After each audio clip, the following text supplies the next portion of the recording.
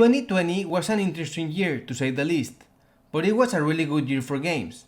There were so many amazing games that came out this year, including The Last of Us Part 2, Animal Crossing New Horizons, Doom, and many others. However, there is one game this year that in my opinion was the best of the year. In today's video, I want to talk about my favorite game of the year. This is not a review of the game, but a compilation of my main takeaways as a game designer for you to consider as you design your own game. Hades is by far my favorite game of the year, because it does really unique things in that genre. For those of you who don't know, it's a roguelike game in which you take control of Cerberus, the son of Hades, and the goal of the game is to escape the underworld, fighting through different kinds of enemies and even bosses. Normally, I don't play a lot of roguelike games, because although I do love the challenge that they can bring, having to start from the beginning after losing my progress feels like wasted time to me. However, Hades does some things in order to make this more bearable. What I find interesting about this game is that some perks are permanent after you buy them. This allows you to always have a sense of progression, even if your previous run was a failure. Another thing that the game encourages to do is to try out different weapons. Normally, in games of this genre, you get different and more powerful weapons as you progress. However, in this game, you are able to unlock new weapons by collecting keys. So even if your previous runs end in failure, they still count as a win, because you might have collected a key to unlock a key weapon. A valuable lesson about this approach is that just because a game genre is supposed to be one way, it doesn't mean you can put your own twist into it and add something to make it unique and fun. In fact, sometimes this is one of the best ways to approach game design. Take a look at a genre that already exists and change it by adding your personal twist to make it interesting. Another example of this is the game Portal. Portal is a first-person shooter, where they took the idea of using a gun and made it interesting by adding the concept of portals. Back to Hades. What I learned about the design of these mechanics, like weapon variety and permanent boosts, is that they give the player a lot of choice. Veterans of the genre can simply relax and not worry about the permanent upgrades. You could just use whatever weapon you prefer. Others, who want to experience the story, can use the upgrades and go for the best weapon. Having the ability to give the player choice is important in game design, otherwise the game just feels like everything is scripted. The variety of weapons is very impressive, having something for everyone. Sometimes games have a variety in weapons, but they end up feeling very similar to one another. In this game, you have the option of using swords, shields, bows, among other items as weapons. Each one feels so different to control, which is another example of allowing for the player to have a choice. There is also clever design with the enemies, since some of them are easier with one type of weapon and harder with another. This adds a layer of strategy when choosing equipment prior to each run. Every system design in this game is designed to fit the player experience, which is about feeling powerful and about player choice. Even when you're in a dungeon, you get to choose between two temporary boosts to your abilities. This makes the player stop and think about the strategy they're going to employ next, while also making that run much more significant. Boosts are randomly assigned each run, so if you get a good one in the first run and you fail, it will feel like a significantly bigger loss the next run, if the options are less interesting. A super cool lesson about this game is how everything is carefully built to reflect the story of the game. This game is about dying, and every time you die, there is a character that if you talk to them, they will essentially joke with you about how you died on the last run and make fun of you.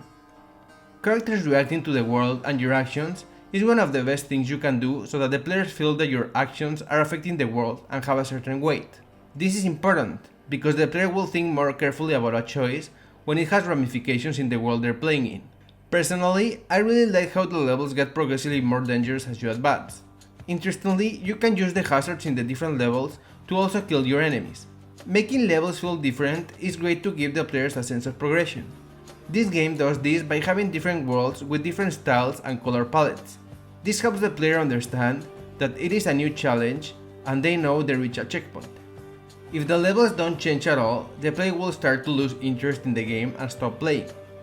Having levels being different serves as a reward as well to the player, since in this game every level is unlocked just after an awesome and epic fight with a very difficult boss. Another great lesson of this game is how the player character moves and the mechanics that he can use. Everything feels really great when you're controlling him, and as you gain more and more abilities, you start feeling more powerful. This is important in a game like this, because in my experience, In a game about combat, it has to be really fluid, since it essentially becomes the meat of the game. Dashing feels especially good, and combining this with the attacks and magic becomes even more impressive as the game progresses. This made me feel very powerful, and even if I died, it made me want to continue until I finally beat the boss after like my 30th try. I think the lesson here is to focus on the meat of your game to start and then work on the other aspects.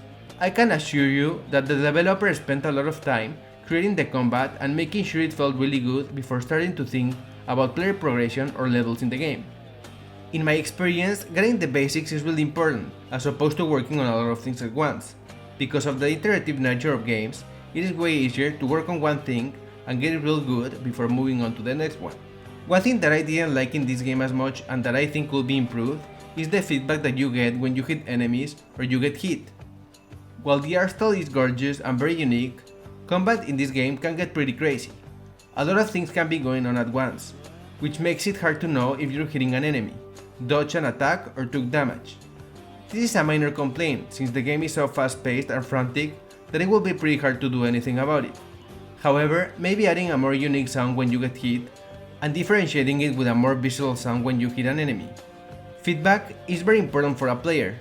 The lesson here is to always communicate to the player what is happening in the game no matter what. Playtesting is great for this, since a lot of times, even if you know and understand your game, a playtester might not. Another minor complaint I have is that sometimes it is hard to know which reward does what. Some of them are pretty straightforward, like a heart giving you life. Other times, there are rewards that I'm not sure what they do. Maybe I'm missing something here. Also, when you are in the hub, it is not very apparent which things are interactable and which things aren't, which makes it confusing for the player to know what they should be interacting with. Adding to this is the fact that there is no tutorial or direction in the game, so you might be missing something important. The lesson here is to always make sure to show the player what you want them to see, maybe by highlighting that thing or making it a different color so it stands out. You can do this by adding descriptions or by making it very evident, like a first aid spray recovering health, for example. In terms of the items, you always have to communicate to the player what it does, and especially in these types of games, in which one item might be the difference between you surviving or dying. Finally, I want to comment on the amazing art style of the game along with the narrative. I think this is very innovative, the way they do narrative in this game. Normally, these types of games don't have a lot of story to them, because of their nature of starting from the beginning each time you die. This game, on the other hand, tries something new by incorporating that constraint in the story, and I think they did a great job. I really empathized with the main character and his journey through hell. Seeing the different gods trying to help you in your journey, and then discovering more of the story once you start getting deeper into the game, it's something touching and cool that I didn't expect at all from this type of game. So the lesson here is that even though your game might not have a story, try to make it memorable for the player in other ways. Maybe with the characters you're using, maybe by making the player laugh, etc. The point is that there are a lot of different ways to make a game memorable, and not all of them involve having an emotional moment or a good story. In terms of art style, my advice or takeaway would be that not every game has to be photorealistic, and not every game has to have pixel art. Try to think about different ways in which you can express the story of the game to make it unique and powerful. There are a lot of great games with different and unique art styles that communicate their story and gameplay much better because of that, so always try to think outside the box regarding this.